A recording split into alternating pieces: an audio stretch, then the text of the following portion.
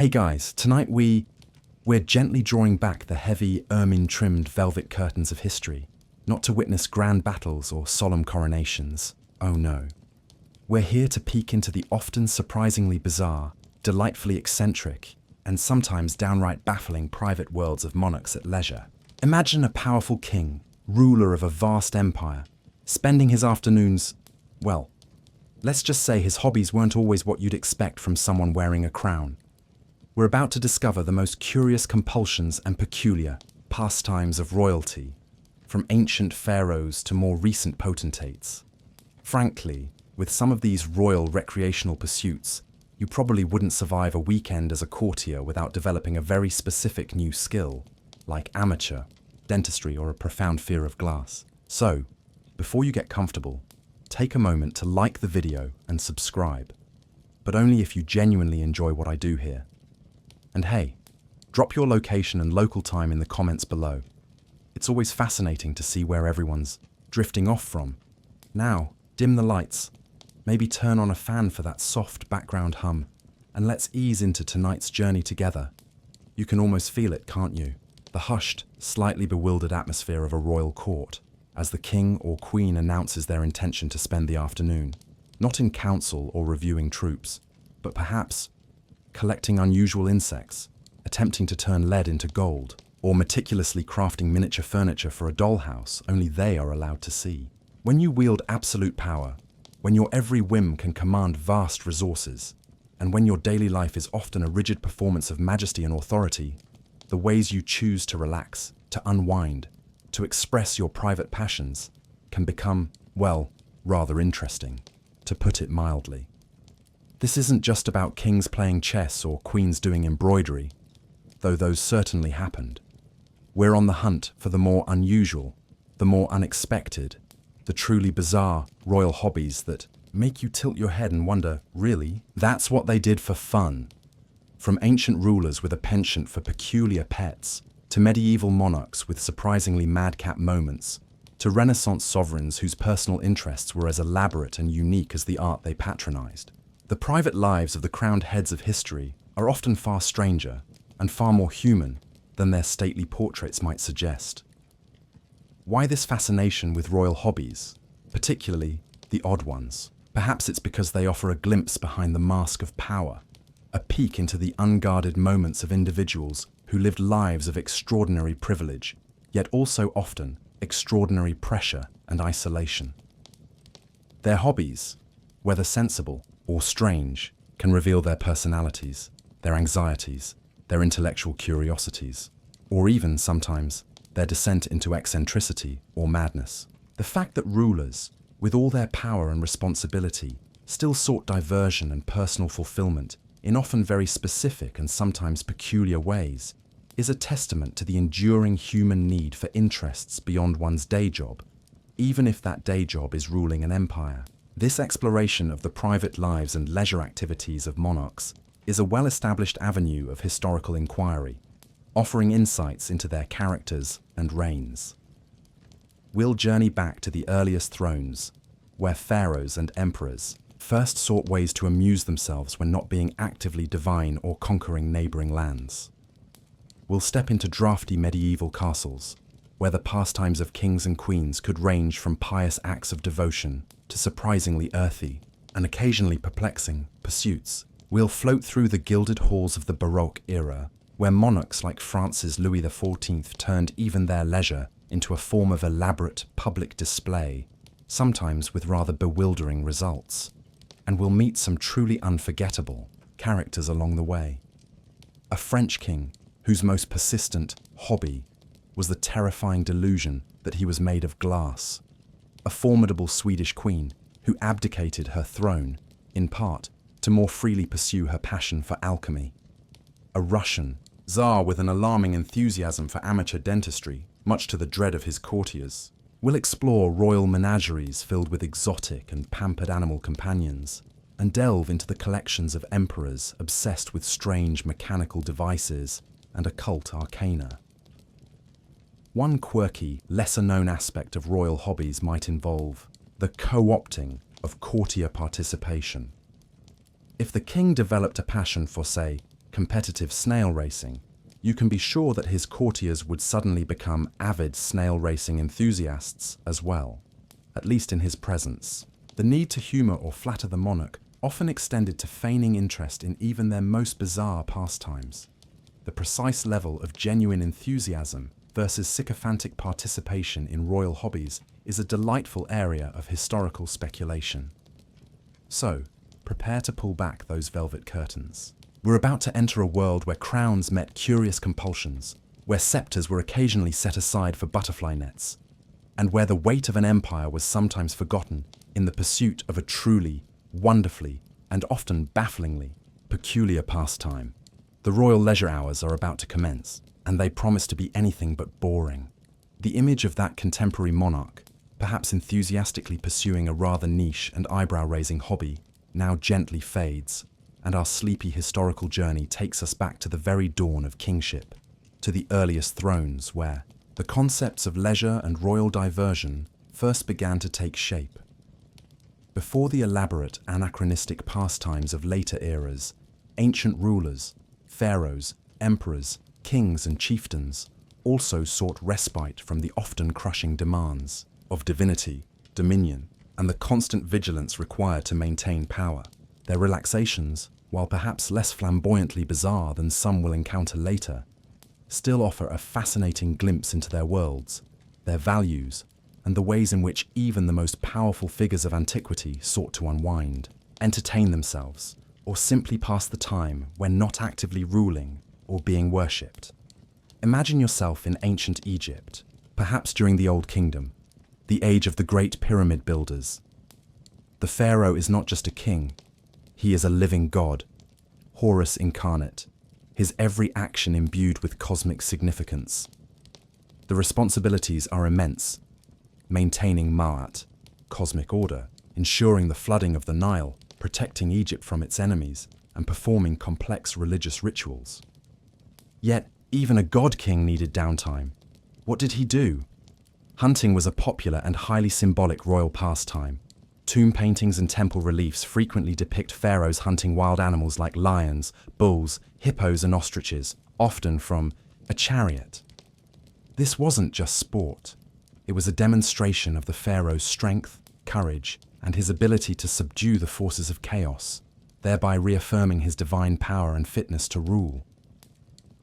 This depiction of pharaohs as mighty hunters is a mainstream iconographic theme in ancient Egyptian art.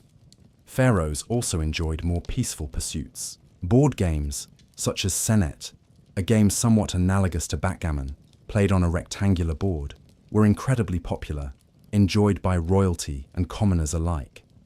Beautifully crafted senet boards, sometimes made of ivory or inlaid with precious materials, have been found in tombs, including that of Tutankhamun, suggesting they were intended for use even in the afterlife. Music and dancing were also features of courtly life, with musicians playing harps, lutes, flutes, and percussion instruments to entertain the royal family and their guests.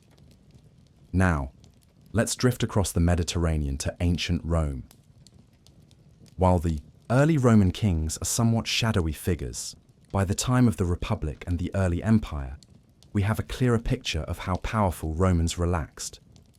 Wealthy aristocrats and later emperors often owned vast country estates or seaside villas where they could escape the heat and political turmoil of the city.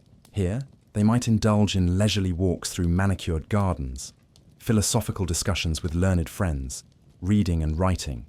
Many Roman nobles were highly literate and patrons of literature, or enjoying private theatrical performances or musical recitals. Hunting and fishing were also popular rural pastimes.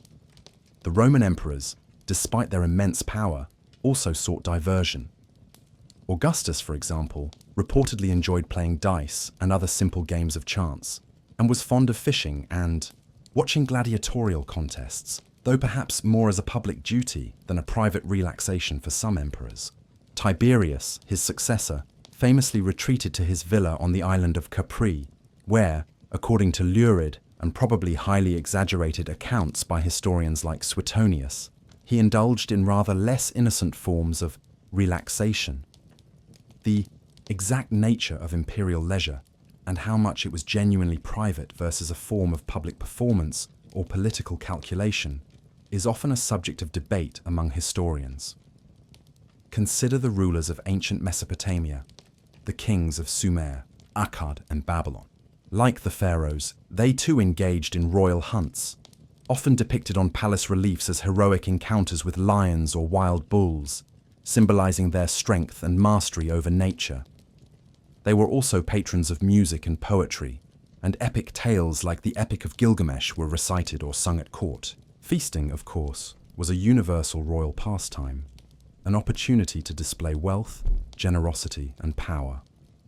One quirky, lesser-known aspect of ancient royal relaxation might involve their collections. Some rulers were avid collectors of exotic animals, forming early menageries, which you'll explore more later, rare plants, precious stones, or unusual artifacts brought back from distant lands through trade or conquest. These collections were not just for personal enjoyment, they were also symbols of the ruler's reach, power, and connection to the wider world. The Assyrian king Ashurbanipal, for example, assembled a vast library of cuneiform tablets at Nineveh, a testament to his intellectual as well as his imperial ambitions. It's important to remember that for many ancient rulers, especially those who claimed divine or semi-divine status, the line between work and leisure was often blurred. Even their relaxations could be imbued with religious or political significance. A royal hunt wasn't just a day off, it was a ritual reaffirmation of order. A grand banquet wasn't just a meal, it was a display of power and a tool for diplomacy. The concept of purely private, meaningless leisure, as we might understand it today, was perhaps less developed, or at least less openly indulged in by those at the very top of the social and political pyramid. So, as you imagine these ancient rulers seeking their reprieves from the burdens of divinity and dominion, the pharaoh expertly casting a spear from his chariot, the Roman emperor playing a quiet game of dice in his villa, the Mesopotamian king listening to an epic poem in his lamplit hall, you see the beginnings of a long tradition. Even in these earliest civilizations, those who wore the crown sought moments of escape, of personal interest, of simple human diversion, albeit often framed within the grand and demanding context of their extraordinary and extraordinarily powerful lives.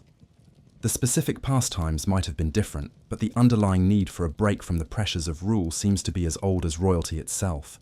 The sun-drenched grandeur of those ancient royal courts, with their god-kings hunting lions and emperors playing dice, now begins to fade, replaced by a distinctly cooler, damper, and perhaps more boisterous atmosphere.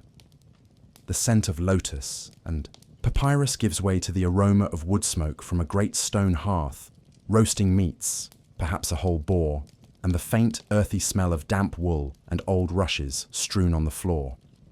You find yourself stepping into the drafty, torchlit halls of a medieval castle, sometime between the 11th and 15th centuries. Here, amidst the clatter of armour, the baying of hounds, and the often turbulent currents of feudal politics, the hobbies and pastimes of kings and queens could range from the deeply pious and conventionally noble to the surprisingly earthy, occasionally madcap, and sometimes even rather peculiar.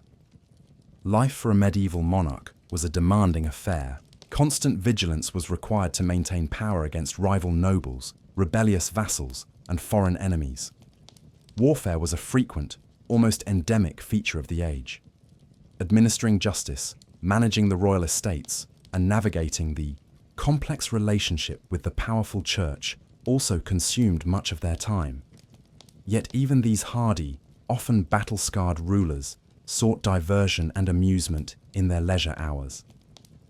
Hunting, much like for their ancient predecessors, remained a preeminent royal pastime throughout the Middle Ages. The sport of kings was not just for recreation, it was also a crucial training ground for warfare, a way to display courage and martial skill, and a source of fresh meat for the royal table. Kings and nobles would maintain vast hunting forests, stocked with deer, boar, wolves, and other game. They would sally forth with great retinues of huntsmen, hounds, and falconers, engaging in elaborate, often dangerous chases. The rituals and etiquette surrounding the medieval hunt were complex and highly codified. This passion for hunting among the medieval European aristocracy is a well-documented mainstream historical fact, evident in countless tapestries, manuscript illuminations, and literary accounts. Falconry, or hawking, was another highly prized and status-symbolic pastime. Trained hawks and falcons were incredibly valuable, and the skill of the falconer was greatly admired. Kings and queens would often have their own muse and master falconers, and would take great pleasure in watching their prized birds stoop from the sky to strike down their prey. It was an art form as much as a sport, requiring patience, skill, and a deep understanding of the birds. Tournaments, those mock battles or jousts, provided another avenue for medieval nobles, and sometimes even kings, though often with blunted lances for safety, to display their martial prowess, win glory, and entertain the court. These could be lavish, multi-day affairs with feasting, dancing, and elaborate pageantry, a far cry from the grim realities of actual warfare, though injuries and even deaths were not uncommon. But what about less overtly martial or status-driven pursuits? Medieval monarchs, like people in any age, had their more personal, sometimes quite surprising interests. Many were devoutly religious, and their hobbies might include commissioning and collecting beautifully illuminated manuscripts of sacred texts, endowing monasteries, going on pilgrimages. Though a king's pilgrimage was often a major political and logistical undertaking, or engaging in theological discussions with learned clerics. King Louis IX of France, St. Louis, for example, was renowned for his piety and his dedication to justice and charitable works. Some rulers had a passion for music and poetry. They might patronize minstrels, troubadours, and poets, or even try their hand at composing their own songs or verses. Eleanor of Aquitaine, a powerful queen in her own right in the 12th century, was a famous patron of the courtly love tradition and its associated poetry and music. Feasts and courtly gatherings would often feature musical performances and poetic recitations. Chess, which had arrived in Europe from the Islamic world, became an increasingly popular game among the nobility, valued for its strategic complexity and its reflection of courtly and military hierarchies. Other board games and dice games were also played, though excessive gambling was often frowned upon by the church. One quirky, lesser-known, or perhaps less emphasized, aspect of medieval royal leisure might involve their gardens, while often practical, supplying herbs, fruits, and vegetables for the castle kitchen. Some royal and noble gardens were also designed for pleasure, with flowers, fountains, and secluded bowers for quiet contemplation or romantic trysts. The concept of the pleasure garden, though perhaps not as elaborate as in later periods, was certainly present. The specific design and use of medieval royal gardens, beyond their utilitarian functions, is an area of ongoing research for garden historians. It's also worth remembering that the line between a hobby and a duty could still be quite blurred for a medieval monarch. Even a seemingly recreational activity like a grand hunt or a lavish tournament served a political purpose, displaying power, fostering loyalty among vassals, and impressing foreign dignitaries. The precise extent to which a medieval king viewed, say, a day of hunting as pure leisure versus a necessary performance of kingship is something historians continue to ponder. And of course, not all medieval royal pastimes were necessarily noble or pious. Some rulers were known for their excessive indulgence in feasting, drinking, and less savory forms of entertainment. Others might have had a penchant for cruel or unusual sports, or for collecting bizarre or macabre curiosities. The personalities of medieval monarchs were as varied as any other group of human beings, and their leisure activities reflected this diversity. So, as you imagine yourself in that drafty medieval castle, perhaps hearing the distant sound of hunting, horns, the strumming of a minstrel's lute, or the quiet rustle of parchment as a queen examines her new psalter, you see a world where majesty could indeed have its madcap, or at least its surprisingly mundane moments. The hobbies of these kings and queens, whether a prayerful hour in a private chapel or a boisterous day in the saddle chasing a stag, offer a more intimate more human glimpse into lives that were often defined by the heavy weight of a crown and the constant demands of a turbulent age. The somewhat earthy, if occasionally pious or boisterous, pastimes of those medieval monarchs, with their hunting horns and illuminated psalters, now begin to transform. The drafty castles give way to more elegant palaces, the rough-hewn timbers, to polished marble and gilded stucco. The air itself seems to shimmer with a new kind of energy, a burgeoning curiosity about the world, a rediscovery of classical learning, and a dazzling explosion of artistic and scientific endeavor. You have drifted into the Renaissance, roughly from the late 14th to the early 17th century, an era where, as Europe bloomed with unprecedented creativity, some sovereigns cultivated personal interests and hobbies that were as elaborate, as unique, and sometimes as wonderfully odd as the spirit of the age itself. This was a time when royal relish for the peculiar often found its most extravagant expression. Imagine yourself at the court of a powerful Renaissance prince, perhaps in one of the Italian city-states like Florence, Milan, or Ferrara, or at the increasingly sophisticated royal courts of France, England, or the Holy Roman Empire. This was an age that valued virtù, not just virtue in the moral sense, but also skill, talent, manliness, and a broad range of accomplishments. A Renaissance ruler was often expected to be more than just a warrior or a pious figurehead. They were encouraged to be patrons of the arts and sciences, to be learned, to be skilled in various courtly accomplishments, and to possess a certain refined taste and intellectual curiosity. This ideal of the multi-talented Renaissance man, and occasionally woman, extended to the very top of the social ladder, influencing how monarchs chose to spend their leisure time. This cultivation of diverse intellectual and artistic pursuits by Renaissance rulers is a mainstream historical characteristic of the period. Many Renaissance sovereigns became renowned patrons of art, literature, and music, and this patronage often grew out of a genuine personal passion. Figures like Lorenzo de' Medici, the Magnificent, in Florence, though not a monarch in the traditional sense, was a poet and a driving force behind the artistic flourishing of his city, surrounding himself with artists like Botticelli and Michelangelo. King Francis I of France was a major patron of Italian Renaissance artists, famously bringing Leonardo da Vinci to his court at Amboise.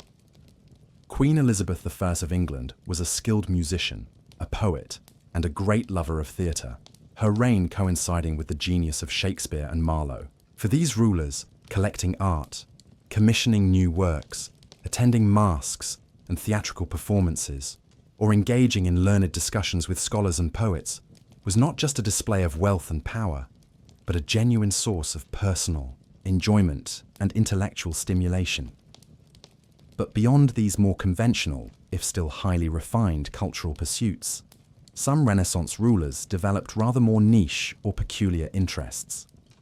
The fascination with classical antiquity, a hallmark of the Renaissance, led some to become avid collectors of ancient statues, coins, manuscripts, and other artifacts.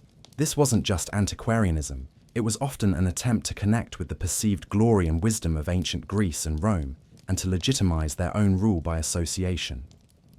The burgeoning scientific curiosity of the age also found its way into royal hobbies. Some rulers became fascinated by astronomy, alchemy, which you'll explore in more detail later with Queen Christina, mathematics, or natural history. They might establish cabinets of curiosities, Wunderkammern, filled with strange and exotic natural specimens, like unusual shells, fossils, or preserved animals, scientific instruments, mechanical devices, and objects brought back from the newly discovered lands of the Americas and Asia. These collections were a testament to the rulers' intellectual reach and their desire to understand and master the natural world. Emperor Rudolf II in Prague, whom you'll also meet later, was perhaps the most famous royal collector of such oddities. One quirky, lesser-known royal pastime during the Renaissance might involve an interest in cryptography or ciphers. In an age of intense political intrigue and burgeoning diplomatic networks, the ability to send and receive secret messages was crucial. Some rulers and their advisors took a keen personal interest in developing and deciphering codes, perhaps seeing it as an intellectual challenge as well as a practical necessity. The precise extent to which monarchs personally engaged in code breaking as a hobby is difficult to determine, but the general atmosphere of secrecy and the need for secure communication made it a relevant concern. Gardening, too, reached new heights of artistry and complexity during the Renaissance.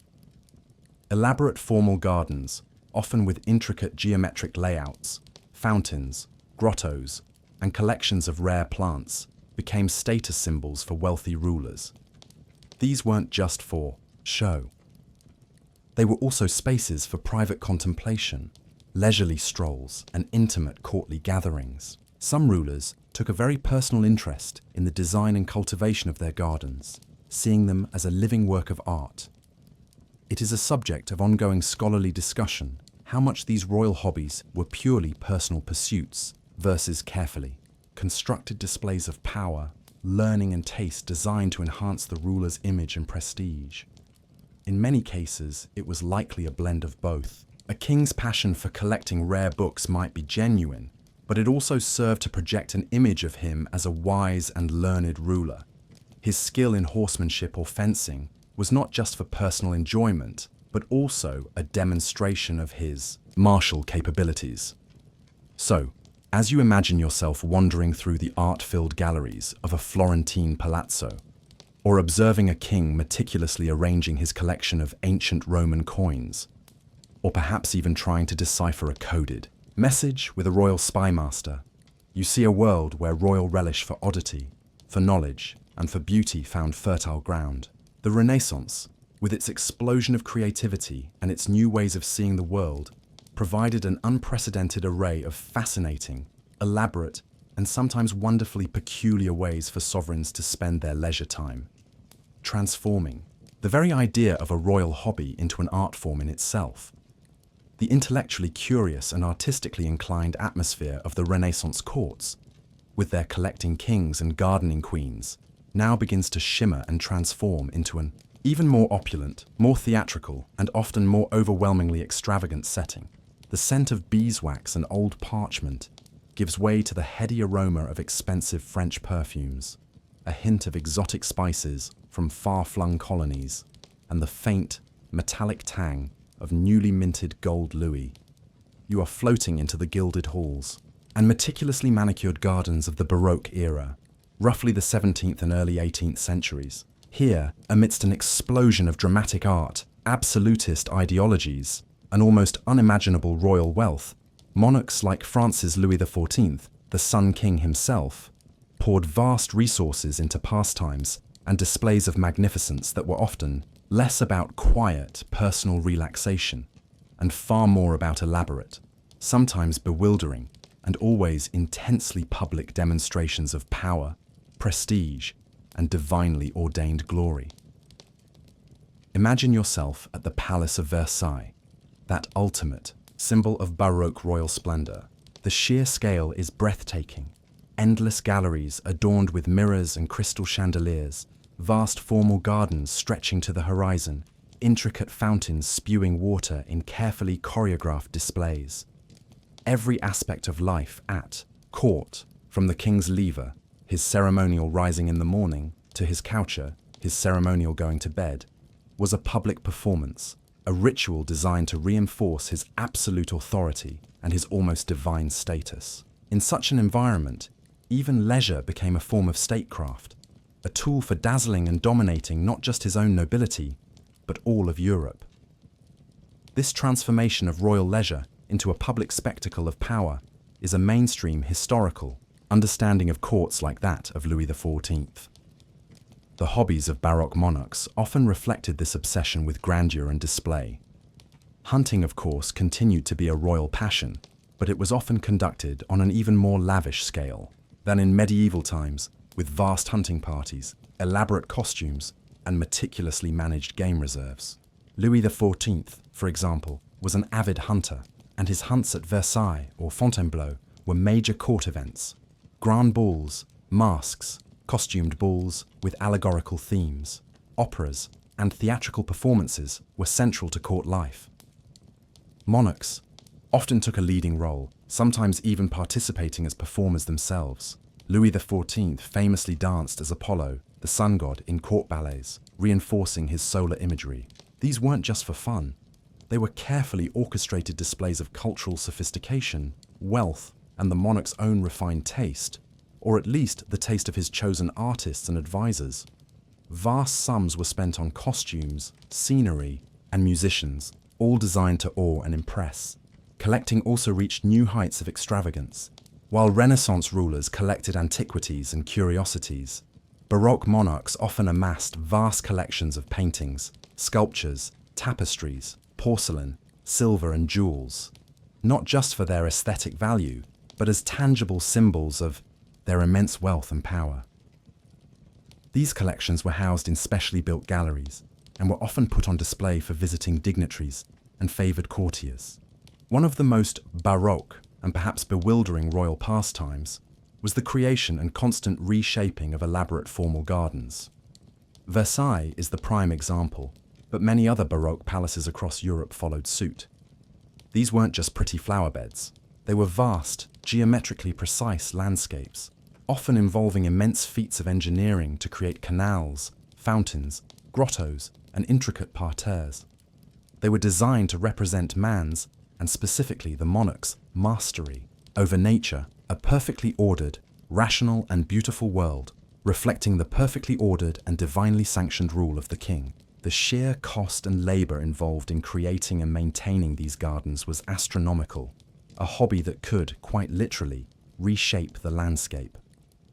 One quirky, lesser-known aspect of Baroque royal idleness might involve their interest in elaborate mechanical toys, clocks with complex automata, or even early scientific demonstrations, if they were sufficiently spectacular. While perhaps not hobbies, in the modern sense of a hands-on pursuit, the patronage and enjoyment of such intricate and often expensive novelties reflected a certain Baroque fascination with ingenuity, illusion, and the marvelous. The precise distinction between a monarch's genuine scientific curiosity and their delight in simply being amazed by a clever contraption is often hard to draw. It is a subject of ongoing historical debate how much leisure truly existed for an absolute monarch like Louis XIV, whose every action was scrutinized and imbued with political meaning. Was a grand hunt truly a moment of relaxation, or was it another carefully managed performance of kingship? Was his patronage of Molière or Lully driven by genuine artistic appreciation, or by a calculated desire to enhance the cultural prestige of his reign? It was likely a complex mixture of both. Even in their most seemingly private moments, absolute rulers were rarely, if ever, truly off-duty. So, as you imagine yourself navigating the Hall of Mirrors at Versailles, perhaps catching a glimpse of the Sun King engaged in a stately court dance, or overseeing the latest elaborate fountain display in his gardens, you are witnessing a world where royal pastimes were often indistinguishable from royal power. The extravagant idleness of these Baroque benefactors wasn't just about filling empty hours. It was about constructing an image, projecting an aura, and reminding everyone, in the most dazzling and sometimes bewildering ways possible, of their supreme, almost godlike status. It makes a quiet evening with a good book seem like a refreshingly understated and remarkably inexpensive form of relaxation. The dazzling, if somewhat exhausting spectacle of Baroque royal pastimes, with their gilded halls and meticulously engineered gardens, now begins to focus on a specific and rather more unsettling example of monarchical eccentricity. We leave the calculated grandeur of Louis XIV and drift towards a different, more shadowed corner of European royalty, to a French king whose reign was tragically marred by recurrent bouts of madness. We now peer, with a gentle, sleepy compassion, into the troubled world of Charles VI of France, often called Charles the Mad or Charles the Beloved, depending perhaps on which phase of his reign one was considering. His most perplexing, and certainly most dangerous for those around him, recurring hobby or delusion was the terrifying belief that he was made entirely of fragile, breakable glass. Imagine the scene in the French royal court in the late 14th and early 15th centuries, Charles VI reigned from 1380 to 1422. This was a period already fraught with political instability, the ongoing 100 Years' War with England, and internal power struggles among the French nobility. Into this volatile mix, you have a king who, from around 1392 onwards, suffered from intermittent episodes of severe mental illness. During these periods, his behavior could be erratic, violent, or, in one of its most famous manifestations, dominated by this extraordinary glass delusion. This recurring belief of Charles VI that he was made of glass is a well-documented mainstream historical fact, one of the most striking examples of royal mental illness in the medieval period. When in the grip of this delusion, Charles would reportedly refuse to be touched, fearing he might shatter into 1,000 pieces. He might insist on special iron ribs being sewn into his clothing to protect his fragile glass body from accidental breakage. He might move with extreme caution, avoiding sudden movements or crowded spaces. He might even refuse to sit down, or only do so on heavily cushioned seats, terrified that the slightest impact could cause him to crack. You can only imagine the immense difficulty and anxiety this created for his courtiers, his family, and those responsible for his care and for the governance of the kingdom. How do you manage a kingdom when your king believes he is as brittle as a wine goblet? How do you conduct state business, receive ambassadors, or lead an army, all of which he was still nominally expected to do, at least during his more lucid intervals, when the monarch is in constant mortal fear of shattering? His attendants would have had to approach him with extreme caution, speaking softly, moving slowly, trying to avoid any action that might trigger his delusion or cause him to panic. The royal household would have been in a state of perpetual anxiety, never knowing when the king's glass phase might return. This wasn't his only delusion. At other times, he reportedly failed to recognize his own wife and children, believed he was St. George, ran wildly through the palace corridors, howling like a wolf, or refused to bathe or change his clothes for months on end. These episodes were interspersed with periods of relative lucidity, during which he might express profound remorse for his actions, or try to resume his royal duties, only for the madness to descend once more. The impact on the governance of France was, of course, devastating. With the king frequently incapacitated, power fell into the hands of rivalrous dukes and princes of the blood, leading to factionalism, civil strife, like the Armagnac-Burgundian Civil War, and a weakening of the French position in the ongoing war against England. Foreign powers were quick to take advantage of France's internal divisions and the king's unreliability. One quirky, lesser-known aspect of Charles VI's reign, and perhaps a testament to the strange ways in which even tragedy can be normalized or accommodated, might involve the specific rituals or routines developed by the court to try and manage his episodes. Perhaps certain individuals were found to have a calming effect on him, or specific activities or environments were discovered to be less likely to trigger his delusions. The daily life of the French court during these periods must have been an extraordinary exercise in improvisation, patience, and damage control. The precise medical understanding of Charles VI's condition at the time was, of course, extremely limited, often attributed to divine displeasure, witchcraft, or an imbalance of humours, and the treatments offered were likely ineffective or even harmful. It remains a subject of debate among historians and medical historians what the underlying cause of his mental illness might have been, perhaps schizophrenia, bipolar disorder, or the result of a severe fever he suffered earlier in his reign. So, as you picture poor King Charles VI, perhaps cowering in a corner, convinced that a stray draught might shatter his fragile glass limbs, or carefully instructing his tailor to reinforce his doublet with iron stays, you see a royal hobby that was far from a pleasant diversion. It was a terrifying, all-consuming delusion, a private torment that had profound public consequences. His reign serves as a stark reminder that even those who wore the crown were not immune to the frailties of the human mind, and that when a king's most compelling pastime is a descent into madness, the entire kingdom shares in the ensuing, often tragic, peculiarity. It makes the more conventional royal hobbies like collecting stamps or playing polo, seem remarkably and blessedly sane. The tragic, fragile image of Charles VI, the Glass King of France, slowly recedes, and your sleepy attention drifts northward, across the Baltic Sea, to another fascinating, if less overtly tormented, royal figure whose peculiar passions profoundly shaped her life and reign. We now turn our gaze to the formidable and highly intelligent Queen Christina of Sweden, who ruled in the mid-17th century. Her story is not one of madness, but of an intense, almost voracious, intellectual curiosity that led her down some rather unconventional paths, including a deep dive into the secretive and often mystical world of alchemy. This passion, combined with other personal and political factors, ultimately led her to do something almost unheard of for a reigning monarch. She abdicated her throne, in part, it is believed, to more freely pursue her scholarly interests and her alchemical afternoons.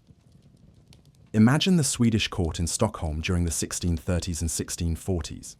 Christina, daughter of the famed warrior king Gustavus Adolphus, who died in battle when she was just 6, ascends to the throne as a young woman in a kingdom that has become a major European power after its successes in the 30 Years' War. She is highly educated, fluent in multiple languages, and possesses a keen intellect and a strong will. She surrounds herself with scholars, philosophers, and artists, inviting luminaries like René Descartes to her court. She amasses a vast library and art collection, turning Stockholm into a temporary, if somewhat chilly hub of European intellectual life. This patronage of arts and sciences by Queen Christina is a well-documented mainstream historical fact. But Christina's intellectual appetite was not confined to mainstream philosophy or classical literature. She developed a profound and enduring interest in more esoteric subjects, including Neoplatonism, Hermeticism, and most notably, alchemy. Alchemy, as you might know, was that ancient and medieval proto-science, or mystical art, depending on your perspective, concerned with, among other things, the transmutation of base metals into gold, the search for the philosopher's stone, AI, mythical substance said to grant immortality or spiritual enlightenment, and the discovery of a universal panacea. While often dismissed today as a pseudoscience, in the 17th century, it was still considered a legitimate, if somewhat secretive, field of inquiry by many learned individuals, including some prominent scientists. Queen Christina reportedly corresponded with alchemists, collected alchemical texts, and may have even set up a small laboratory in her palace to conduct her own experiments. She was fascinated by the symbolic language of alchemy, its mystical philosophy, and its promise of uncovering the hidden secrets of nature and achieving spiritual transformation. This wasn't just a casual dabbling.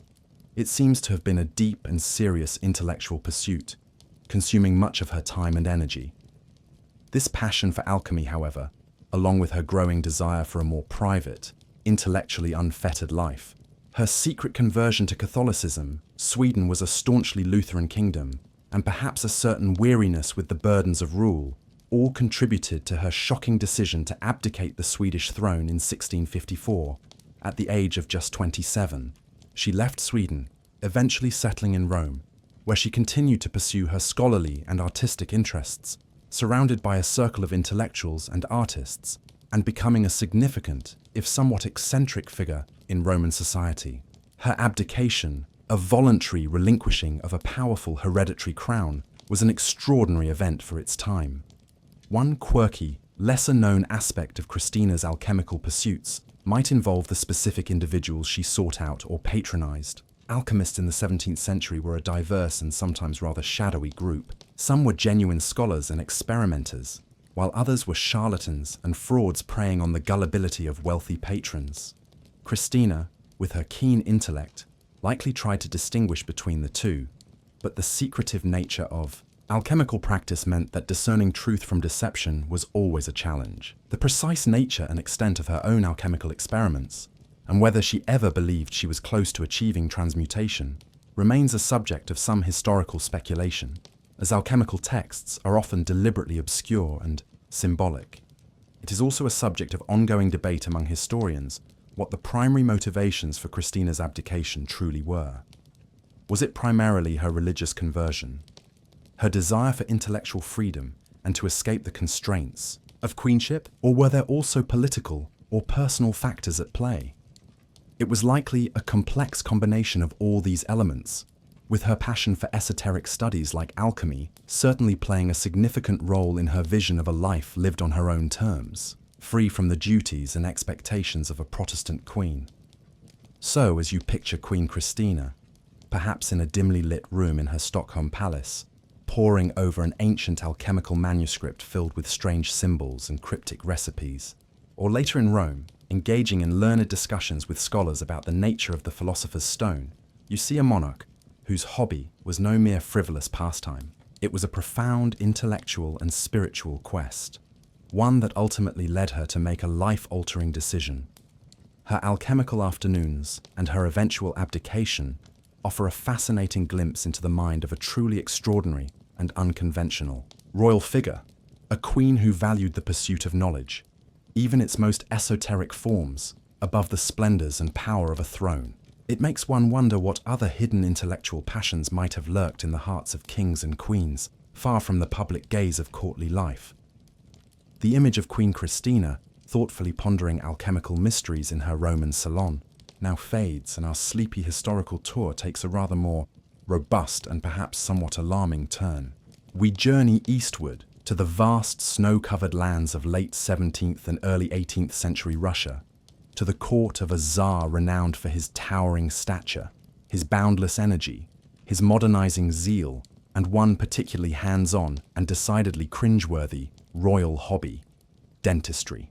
You are about to explore the rather unsettling fascination of Tsar Peter the Great with pulling teeth, a diversion he pursued with great enthusiasm, often practicing on the frequently unwilling and undoubtedly terrified members of his own court.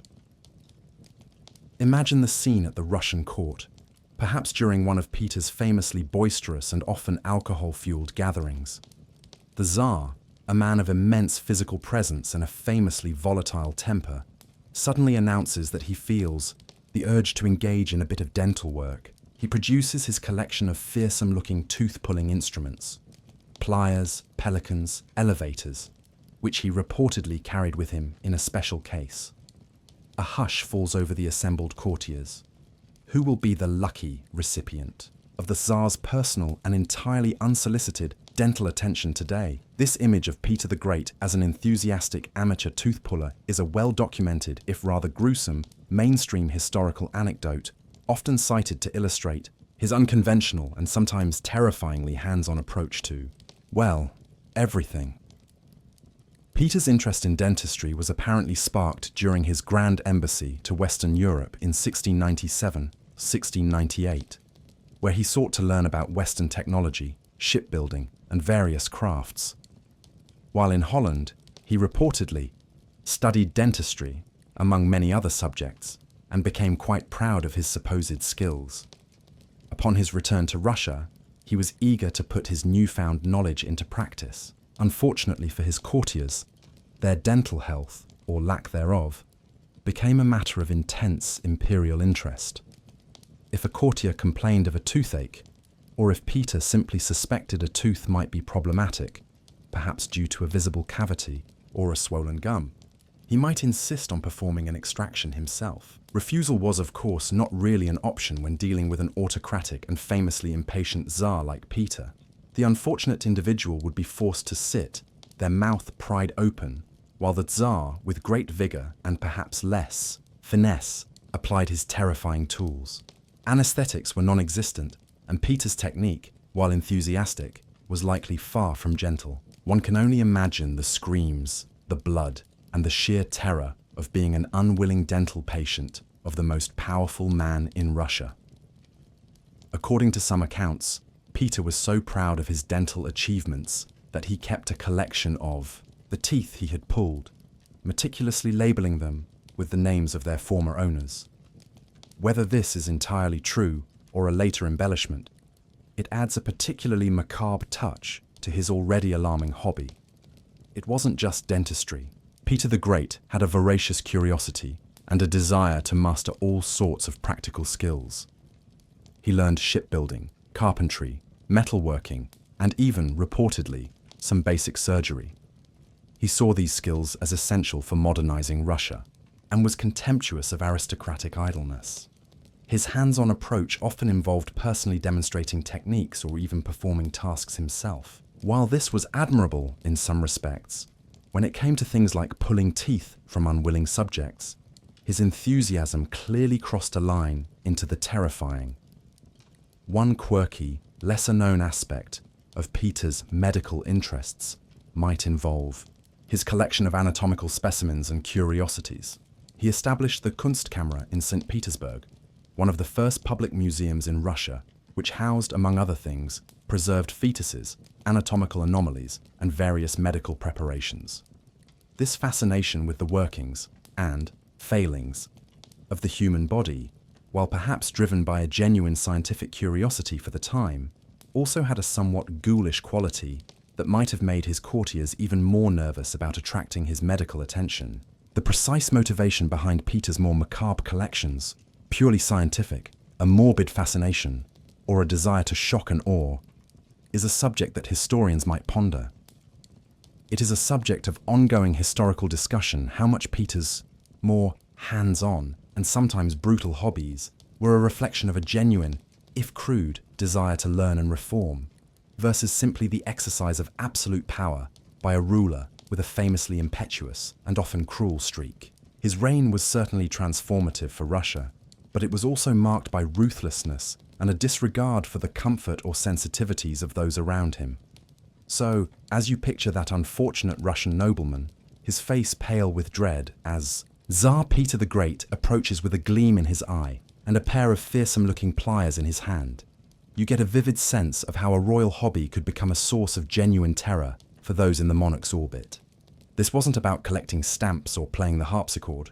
This was dentistry as a diversion, a royal pastime where the fun was entirely one-sided, and the screams of the patient were perhaps just part of the imperial amusement. It certainly gives a whole new meaning to the phrase, "by the skin of your teeth," doesn't it? The rather alarming image of Tsar Peter the Great and his enthusiastic, if amateur, dental extractions now begins to fade, and our sleepy tour of bizarre royal hobbies shifts from the hands-on and invasive to the more overtly acquisitive and often quite cuddly, or scaly, or feathery. We now explore the fascinating world of royal menageries and pampered peculiar pets, from empresses who collected kangaroos in far-off Austria, to kings with beloved, and sometimes very unusual, pet elephants or monkeys. The animal companions and elaborate collections of the crowned heads of history often reflected not just a love for the exotic, but also a powerful statement of wealth, global reach, and a certain whimsical, if sometimes misguided, dominion over the natural world. Imagine the scene at a grand European palace in the 17th, 18th, or even 19th century. Beyond the formal gardens and gilded reception rooms, you might find a dedicated area, a menagerie, filled with a surprising array of creatures from distant lands. Lions, tigers, bears, oh my indeed. Elephants, ostriches, exotic birds with vibrant plumage, monkeys, and perhaps even stranger beasts would be housed in often ornate, if not always entirely suitable, enclosures. These weren't public zoos in the modern sense. They were private collections, status symbols for the monarch, designed to impress visitors, entertain the court, and demonstrate the ruler's power to command and possess even the rarest and most formidable creatures from the farthest corners of the earth. This practice of maintaining royal menageries as symbols of power and wealth is a well-documented mainstream historical fact, with famous examples like the Tower of London Menagerie or the one at Versailles. The acquisition of these exotic animals was often a complex and expensive undertaking. They might be diplomatic gifts from foreign rulers, a potentate from India sending an elephant to a European king, or an African chieftain presenting a lion.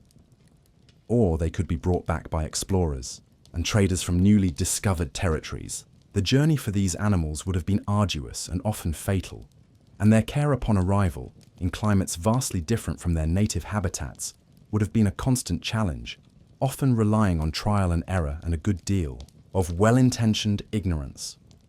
Some rulers developed genuine affection for their animal companions, treating them as pampered pets. Emperor Charlemagne in the 9th century reportedly had a beloved elephant named Abul Abbas, a gift from the Abbasid. Caliph Harun al-Rashid, King Charles II of England, was famously devoted to his spaniels, to the point where they were allowed to roam freely throughout Whitehall Palace, much to the occasional annoyance of courtiers. Empress Josephine, Napoleon's wife, established a renowned menagerie and botanical garden at Malmaison in the early 19th century, where she kept kangaroos, emus, black swans, and other exotic creatures from Australia, reflecting the burgeoning European fascination with the flora and fauna of newly explored continents. But not all royal animal collections were quite so conventional. Some rulers had a penchant for the truly peculiar. Imagine a king who insisted on keeping a flock of highly trained, or perhaps just very noisy, parrots in his council chamber, their squawks punctuating important affairs of state. Or a queen who developed an obsession with collecting miniature lapdogs, each one more yappy and elaborately coiffed than the last, until the palace corridors echoed with their tiny, insistent barks. One quirky, lesser-known aspect of royal animal companionship might involve the employment of animals in courtly life beyond mere display. For instance, certain breeds of hunting dogs were, of course, essential and highly valued. Falcons and hawks, as you know, were prized for sport.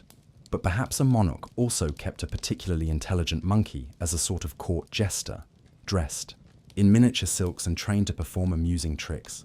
Or maybe a ruler with a fear of assassins kept a particularly alert and aggressive guard dog sleeping at the foot of their bed. The precise roles and perceived personalities of these royal animal companions are often hinted at in contemporary letters, diaries, and even official portraits, where the ruler is depicted with a favorite pet. It is a subject of ongoing historical discussion how much these royal menageries contributed to early scientific understanding of zoology versus simply being status symbols or sources of amusement. While some collections were undoubtedly studied by naturalists of the day, the primary motivation for many rulers was often more about spectacle, novelty, and the display of power over the natural world. The conditions in which these animals were kept, by modern standards, would often be considered cruel or inadequate, reflecting the different sensibilities of the time.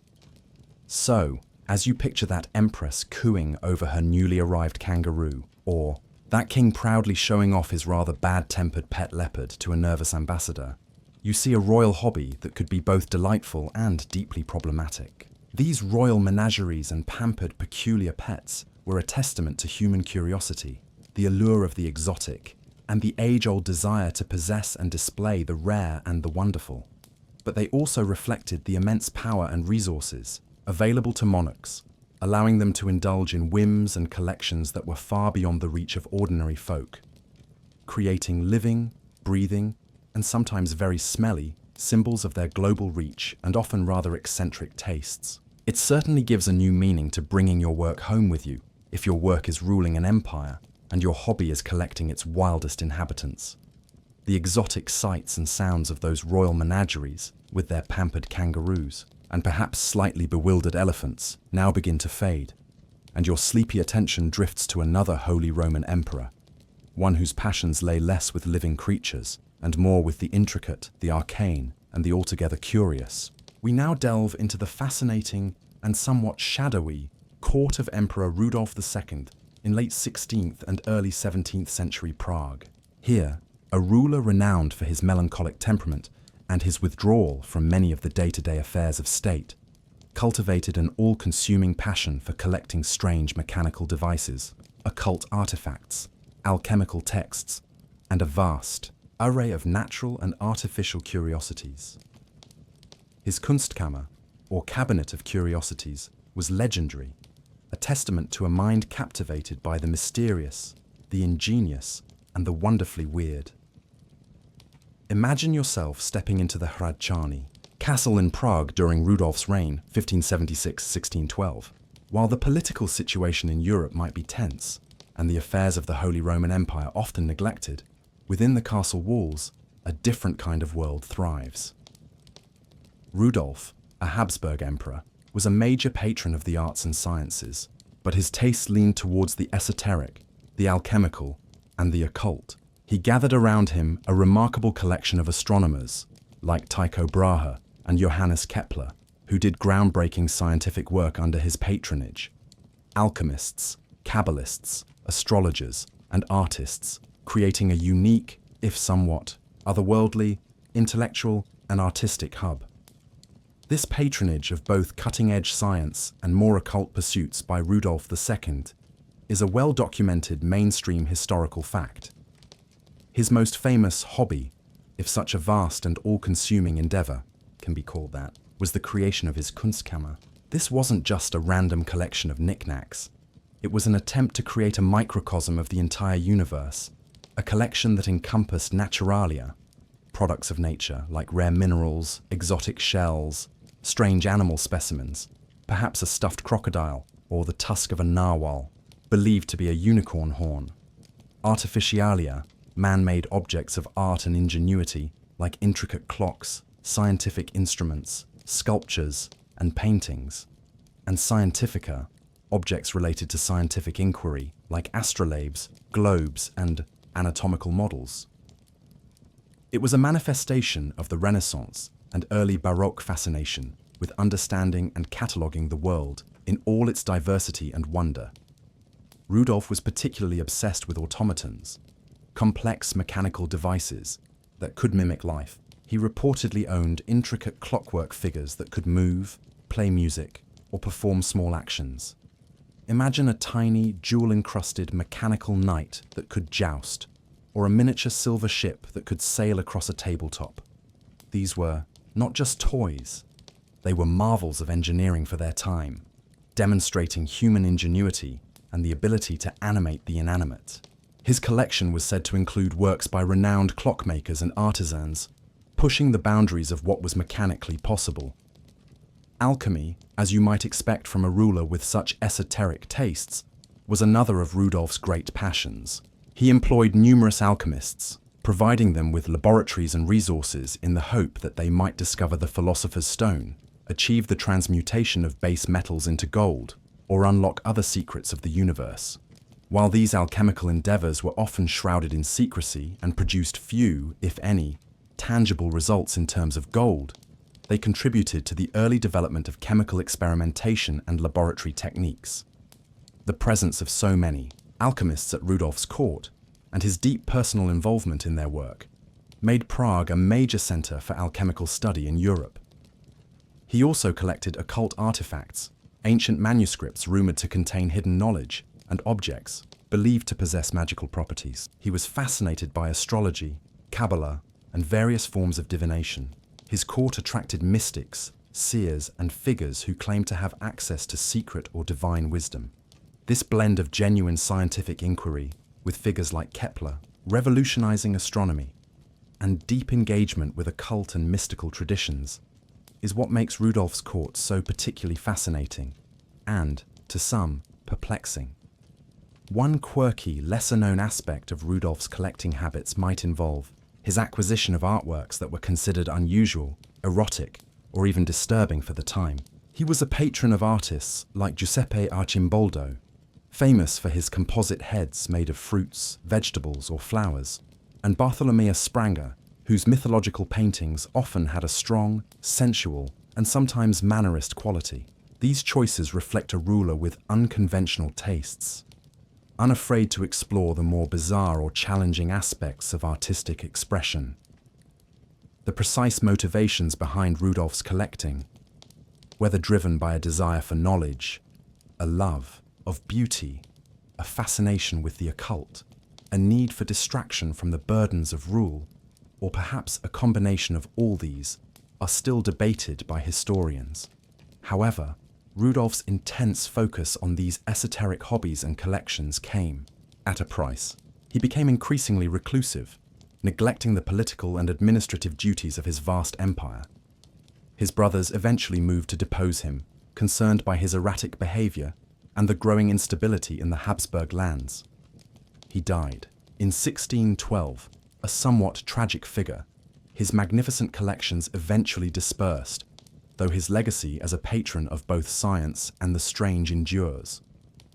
So, as you imagine Emperor Rudolf II, perhaps in a dimly lit chamber of his castle, surrounded by strange clockwork toys, alchemical furnaces, stuffed basilisks, and mysterious illuminated manuscripts, you see a royal hobby that was less about public display and more about a deep, personal, and often obsessive quest for knowledge, wonder, and perhaps a sense of control over a complex and mysterious universe. His court was a unique intersection of Renaissance humanism, burgeoning scientific inquiry, and enduring medieval mysticism, making his passion for automatons and arcana one of history's most intellectually curious, if politically problematic, royal diversions. The strange, flickering candlelight of Emperor Rudolf II's cabinet of curiosities, with its whirring automatons and arcane alchemical texts, now begins to dim, and your sleepy attention gently broadens once more. While the bizarre hobbies of crowned heads often capture the historical spotlight due to their sheer scale and the resources at their disposal, you'd discover that the wider aristocracy, the noble families who orbited these royal sons, also indulged in their own wonderfully weird, delightfully eccentric, and sometimes surprisingly obsessive leisure pursuits. We now turn our gaze beyond the direct royal line to explore these and more noble notions. The peculiar aristocratic amusements that ranged from intensely competitive insect collecting to the painstaking construction of elaborate miniature worlds, all pursued with the same passion and sometimes the same delightful lack of practical purpose as their royal counterparts. Imagine yourself a guest at a grand country estate in, say, 18th century England or France. The lord of the manor, while perhaps not commanding an empire, still possesses considerable wealth, leisure time, and a desire to cultivate unique interests that reflect his status and intellectual curiosity, or perhaps just his eccentricity. While hunting, hawking, and managing their estates remained staple aristocratic pastimes, many nobles developed more niche hobbies that could be just as all-consuming, if less overtly public, than those of their monarchs. One such pursuit, which gained considerable popularity among educated gentlemen and some ladies from the 17th century onwards, was natural history collecting, particularly entomology, the collecting and study of insects. This wasn't just about pinning a few pretty butterflies to a board. Serious aristocratic collectors would amass vast, meticulously organized collections of beetles, moths, butterflies, and other insects, often sourced from their own estates or acquired through correspondence and exchange with fellow enthusiasts across Europe. They would invest in specialized cabinets with shallow, glass-topped drawers, learn the rudiments of taxonomy, the classification of species, a field greatly advanced by Linnaeus in the 18th century, and perhaps even employ artists to create detailed watercolor illustrations of their prize specimens. This passion for insect collecting, often pursued with a competitive zeal to acquire the rarest or most beautiful examples, is a well-documented mainstream historical hobby among the leisured classes. Another fascinating aristocratic amusement, particularly in the 18th and 19th centuries, was the creation of elaborate dollhouses or miniature worlds. These were not mere children's toys, though children might certainly have enjoyed them. They were often incredibly detailed, exquisitely crafted replicas of grand houses, complete with miniature furniture, tiny silver tableware, perfectly scaled books in miniature libraries, and even miniature inhabitants dressed in the latest fashions. Wealthy ladies, in particular, might devote years and considerable expense to furnishing and decorating these miniature estates, commissioning tiny items from skilled artisans. These dollhouses were not just a hobby, they were a display of taste, wealth, and a certain meticulous attention to detail, a microcosm of their own ordered and luxurious world. Queen Mary's doll's house from the early 20th century is a famous later example, but the tradition has deeper roots. The passion for antiquarianism, the collection and study of ancient artifacts and historical curiosities, also extended well beyond royal circles.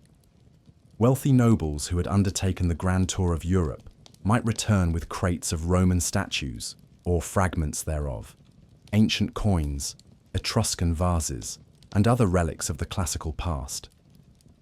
They would display these in their country houses, creating private museums that testified to their learning and cultural sophistication. This collecting of antiquities sometimes led to genuine scholarly contributions, but it also, unfortunately, contributed to the plundering of historical sites.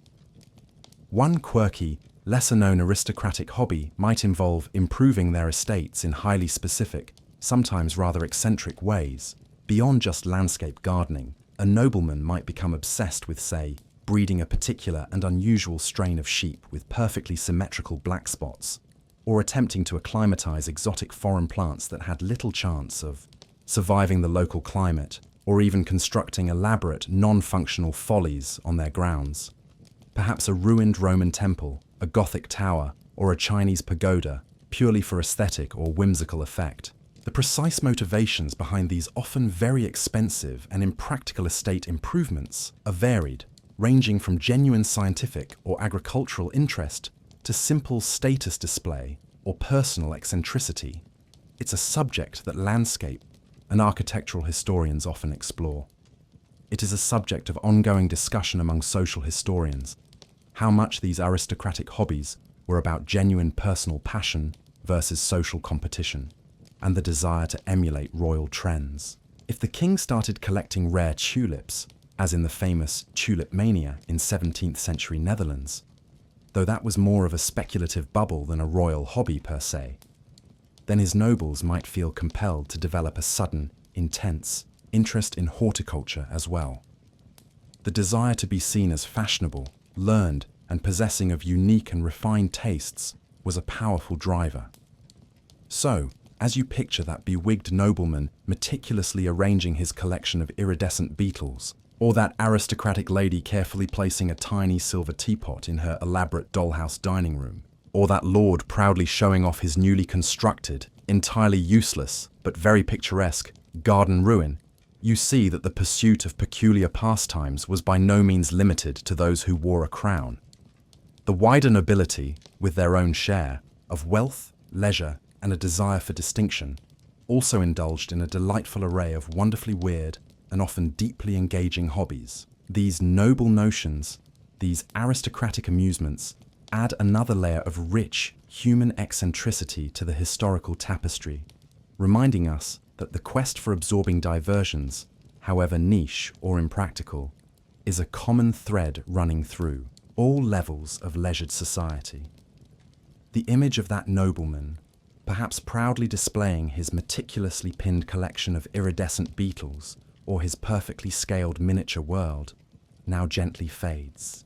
Our sleepy exploration of peculiar pastimes takes us from the secular halls of royalty and aristocracy into a realm often associated with solemnity, devotion, and a detachment from worldly frivolities, the church.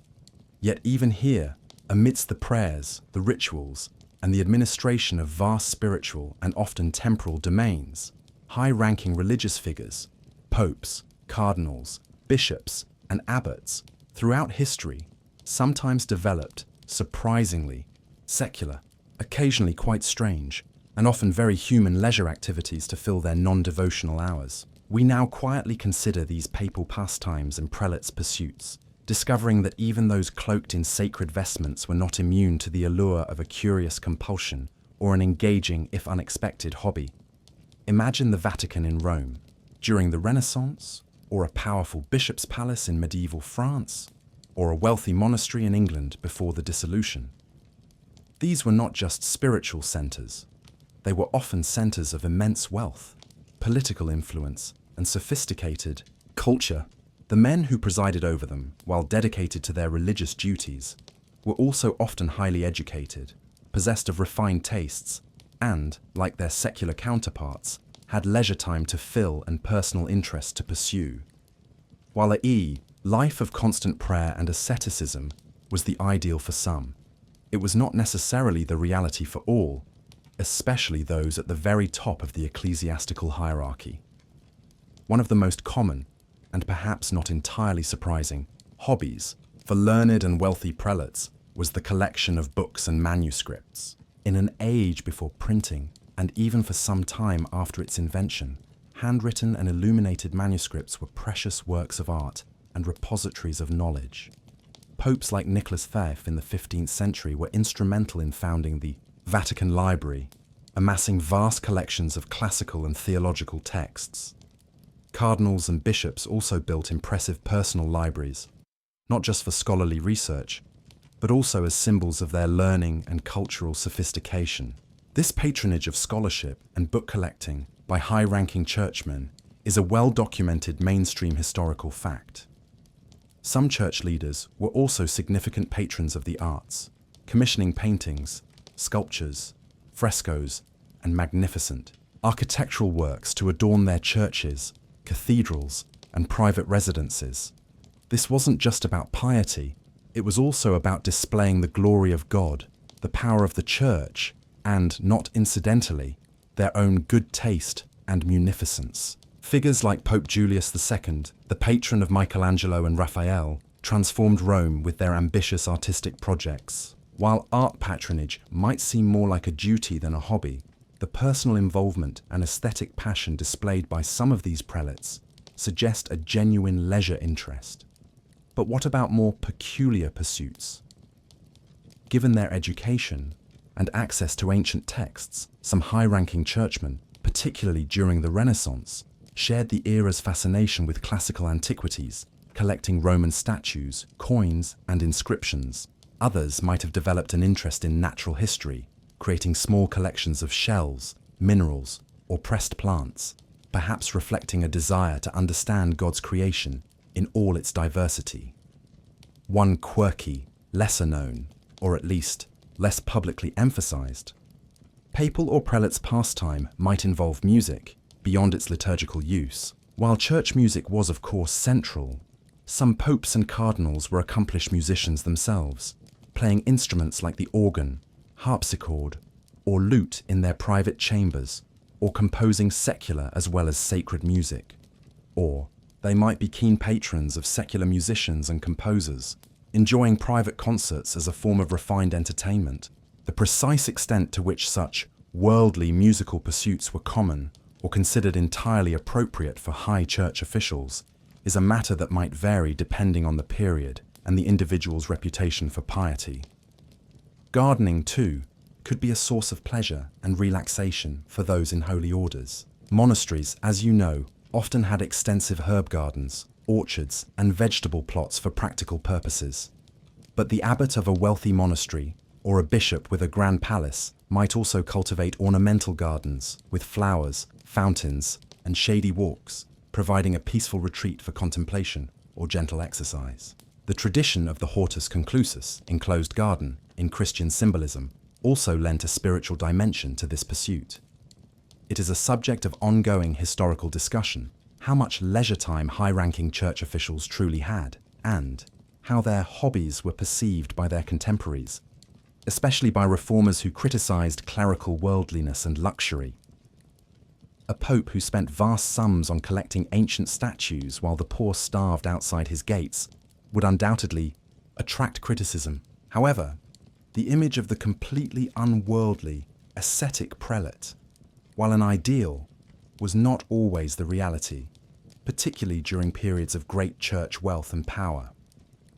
So, as you picture a Renaissance cardinal meticulously examining a newly acquired Roman cameo, or a medieval abbot taking a quiet stroll through his cloister garden, or even a musically inclined pope privately practicing a new motet on his chamber organ, you see that the pursuit of personal interests and diversions was not confined to secular rulers. These papal pastimes and prelates' pursuits, whether scholarly, artistic, or simply relaxing, offer a glimpse into the more human side of figures often seen only in their solemn religious roles. They remind us that even those dedicated to the service of God still sought moments of personal engagement, intellectual stimulation, and perhaps just a little bit of worldly delight in their non-devotional hours, their hobbies sometimes as grand, or as surprisingly modest, as those of any king or nobleman. The image of that learned cardinal, perhaps quietly tending his ornamental garden or admiring a newly acquired classical statue, now takes on a slightly more unsettling hue. While many royal and noble hobbies, however peculiar, were relatively harmless diversions, the combination of absolute power, unchecked whims, and perhaps a touch of underlying cruelty could sometimes lead to pastimes that were far from innocent. We now consider, with a gentle shiver, the tyrant's toy box. Those instances where the hobbies of absolute rulers, fueled by immense wealth and a lack of accountability, took dark, cruel, or terrifyingly whimsical turns, their peculiar fancies, affecting not just their immediate courtiers, but sometimes entire populations who became unwilling participants in, or victims of, their sovereign's amusements.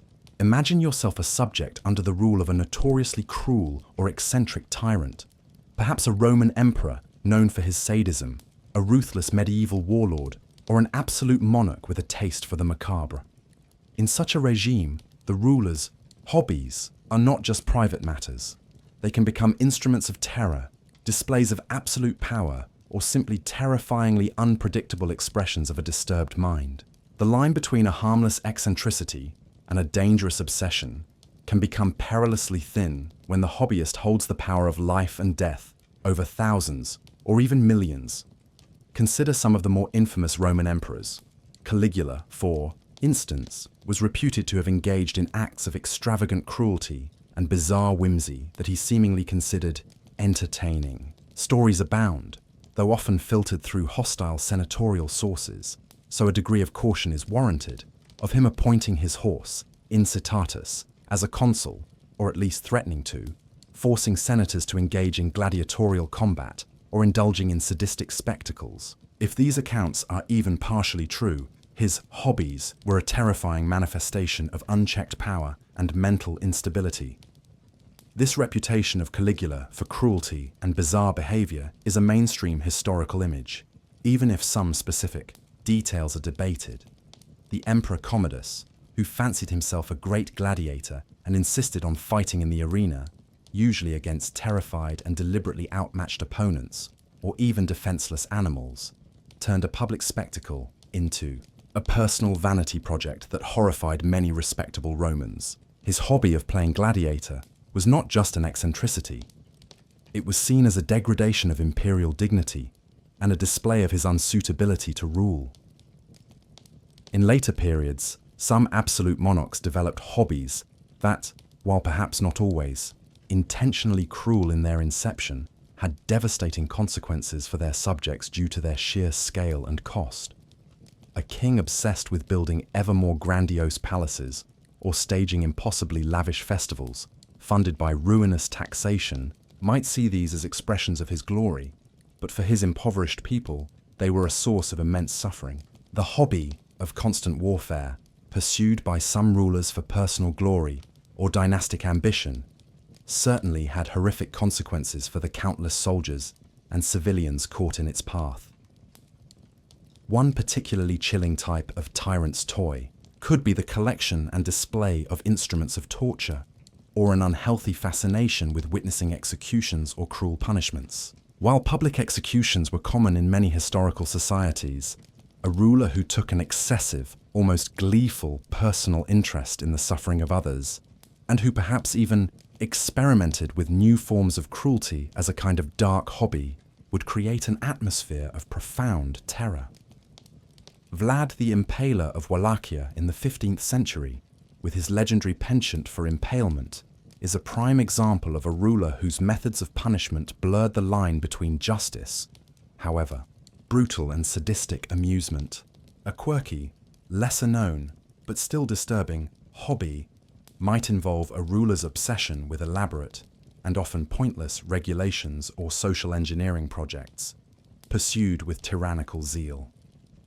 Imagine a king who decides, on a whim, that all his subjects must wear their hats at a specific jaunty angle, or that all dogs in the kingdom must learn to walk backwards, and then enforces these decrees with brutal penalties. While perhaps sounding absurd, the history of absolute rule is not without examples of such bizarre and oppressive micromanagement, where the ruler's peculiar interest becomes a source of misery and fear for the populace. The precise motivations behind such tyrannical whims whether a desire for absolute control, a symptom of mental instability, or a perverse form of play, are often difficult to fully disentangle.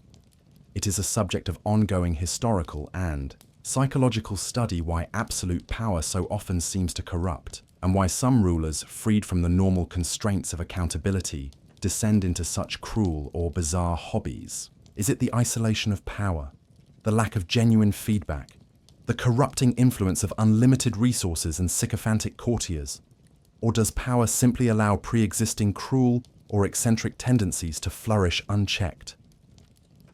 So, as you picture, that tyrant in his private chamber, perhaps toying with a new instrument of torture, or idly decreeing some fresh absurdity that will cause widespread suffering, you see the darkest side of royal pastimes.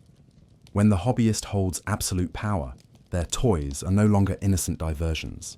They can become weapons. Their whims can become decrees, and their peculiar fancies can shape or shatter the lives of thousands. The tyrant's toy box is a chilling reminder that unchecked power, combined with a capacity for cruelty or a detachment from reality, can transform even the idea of leisure into something truly sinister. It makes the image of a king quietly collecting stamps seem like a beacon of comforting sanity. The unsettling image of that tyrant's toy box, with its potential for cruel and whimsical devastation, now gently fades, and your sleepy mind, having surveyed a vast and varied landscape of royal and noble pastimes, from the surprisingly practical to the profoundly peculiar, begins to reflect on the underlying reasons. Why?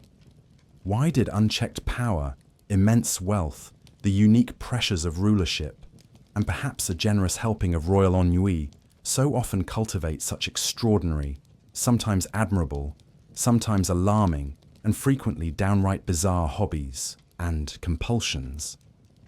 As we gently ponder the psychology of powerful play, we begin to see how the very nature of kingship and aristocracy could shape the leisure pursuits of those at the apex of society in truly distinctive ways. One of the most obvious factors, of course, was the sheer availability of resources and leisure time, at least for many rulers and high nobles. While the demands of governance could be immense, particularly in turbulent times, there were also often long periods between wars or crises, and a vast retinue of officials and servants to handle the day-to-day minutiae of administration. This, combined with immense personal or state wealth, meant that a monarch or a powerful aristocrat could afford to indulge almost any whim, no matter how expensive, esoteric, or time-consuming. If a king decided he wanted to build a vast menagerie of exotic animals, or fund an alchemist's quest for the philosopher's stone, or collect every known variety of tulip, he usually had the means to do so in a way that an ordinary person could only dream of. This freedom from material constraint is a key element in understanding the scale and extravagance of some royal hobbies. The isolation of power also likely played a significant role. Kings and queens, even those surrounded by a bustling court, often lived in a gilded cage, set apart from ordinary human experience by their unique status and the constant demands of their position. Genuine, unguarded friendship or simple, unself-conscious relaxation could be hard to come by when everyone around you was a courtier, a petitioner, a rival, or a servant. In such an environment, a hobby, whether solitary, like collecting or scholarship, or pursued with a small, trusted circle, could offer a vital escape, a private world where the ruler could be themselves, free from the constant performance of majesty. The more peculiar or niche the hobby, perhaps the more private and therefore more precious it felt. The immense pressure and responsibility of rulership could also lead to a need for equally immense distractions. The weight of an empire, the constant threat of war or rebellion, the endless demands of petitioners, all of these could create a level of stress that might seek an outlet in intense, all-consuming pastimes. A hobby that required intricate detail, like crafting miniatures, or immense physical exertion, like a dangerous hunt, or profound intellectual concentration, like alchemical experiments, might serve as a way to temporarily forget the burdens of the crown. This psychological need for diversion and stress relief, common to all humans but perhaps amplified by the pressures of power, is a plausible factor in the development of some royal hobbies. Furthermore, in an era where rulers often claimed divine right or a special connection to the cosmos, some hobbies might have been seen as a way to engage with or understand these higher powers. An interest in astronomy, astrology, alchemy, or the collection of sacred relics could be perceived not just as a personal curiosity, but as part of the ruler's duty to interpret divine will or to harness supernatural forces for the benefit of their kingdom. The line between a hobby and a sacred pursuit could be very thin indeed. The desire to leave a legacy, to be remembered for something more than just battles and decrees, might also have fueled certain royal pastimes. A monarch who built a magnificent library, assembled a renowned art collection, or patronized groundbreaking scientific research was not just indulging a personal interest.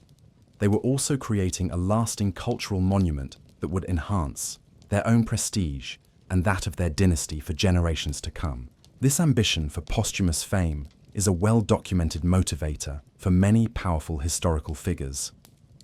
One quirky, lesser-known psychological aspect might involve the novelty factor.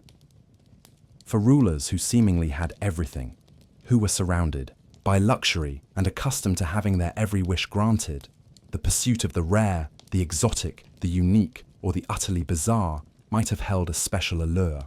Collecting strange animals, funding expeditions to uncharted lands, or patronizing inventors of curious mechanical devices could satisfy a craving for novelty and wonder in a life that, despite its grandeur, might sometimes have felt predictable or constrained by protocol. The precise relationship between boredom, power, and the pursuit of novelty in royal courts is a fascinating area for historical psychology. It is a subject of ongoing debate among historians and biographers to what extent the peculiar hobbies of certain rulers were signs of underlying mental instability versus simply expressions of eccentric personality amplified by unchecked power. Charles II's glass delusion was clearly a symptom of severe illness. But what about Rudolf II's obsession with arcana, or Peter the Great's enthusiasm for dentistry? Were these simply harmless, or not so harmless quirks, or did they hint at deeper psychological complexities? Disentangling personal eccentricity from the pressures and prerogatives of absolute rule is often a challenging task. So, as you reflect on this diverse gallery of royal and noble pastimes, from the intellectually profound to the profoundly silly, from the artistically refined to the alarmingly hands-on, you see that they are more than just amusing anecdotes. They are windows into the unique psychological landscape of power, unchecked authority, vast resources, the isolation of the throne, the burdens of command, and the simple human need for diversion and meaning all conspired to cultivate hobbies that were often as extraordinary, as complex, and as wonderfully weird as the crowned heads who pursued them. The psychology of powerful play is a reminder that even those who rule a world are still, at heart, trying to find their own particular way to play in it.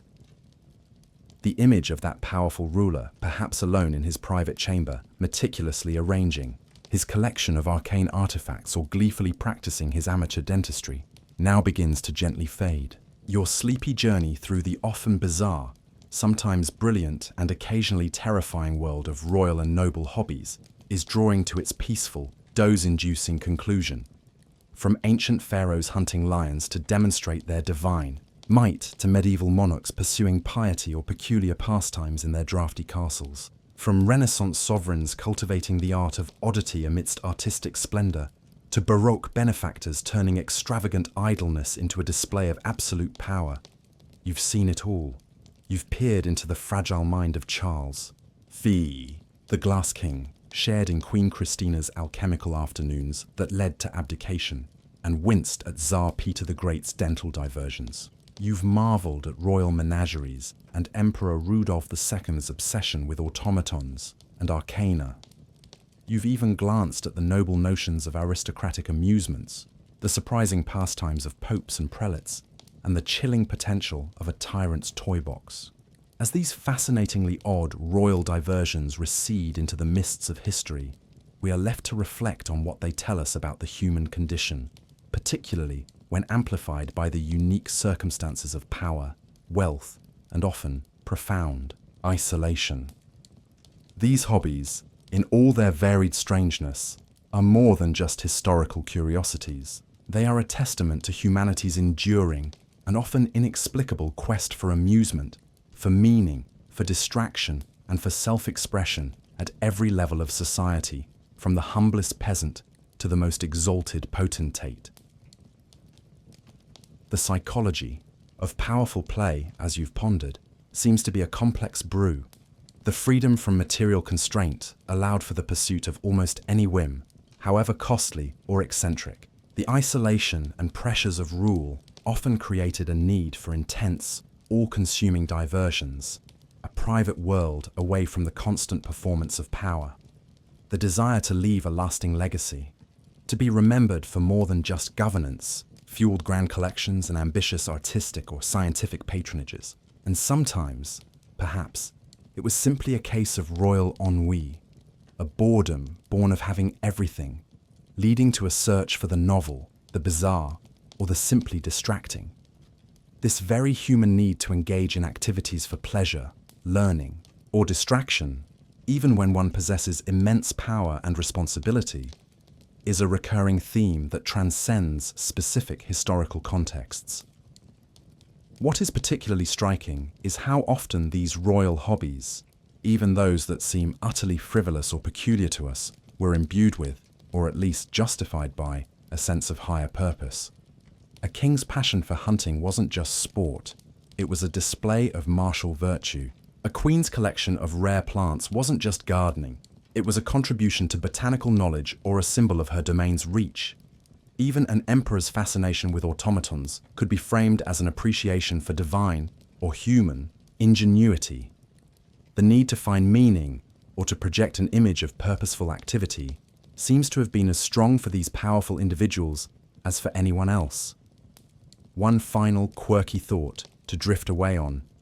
Imagine a modern-day equivalent if our current world leaders, with all their resources and pressures, were to develop hobbies as openly eccentric as some of those you've encountered. Say, a president who insisted on personally reshoeing all the White House horses, or a prime minister who spent their weekends attempting to communicate with squirrels through interpretive dance. How would we react? Perhaps with a similar mixture of bewilderment, amusement, and a touch of concern that characterizes our sleepy contemplation of these historical royal pastimes. The precise way future generations will view the hobbies and leisure pursuits of today's powerful figures is, of course, unknown, but it's a whimsical thought to consider as the velvet curtain gently closes on this pageant of sovereign strangeness. We are left with a richer, more nuanced understanding of these often remote historical figures, their bizarre hobbies, their curious compulsions, their extravagant idleness. These all serve to humanize them, to remind us that behind the crowns and the ermine robes were individuals with their own unique passions, anxieties, and desires for amusement. It's a comforting thought, perhaps, that even those who shaped empires and decided the fates of millions still found time to, say, meticulously arrange their collection of unusually shaped pebbles, or to try and teach their pet elephant to play the harpsichord. The quest for a good hobby, it seems, is truly timeless and universal. The grand gilded halls of palaces, the shadowy alchemical laboratories, the drafty medieval castles, and the exotic royal menageries now begin to fade into the soft, comforting darkness of your own quiet space. The echoes of czarist dental tools, the imaginary shattering of a glass king, and the rustle of a queen's manuscript on the elixir of life all dissolve into the gentle rhythm of your own peaceful breathing. This sleepy journey through the bizarre and wonderful world of royal hobbies has reached its tranquil end.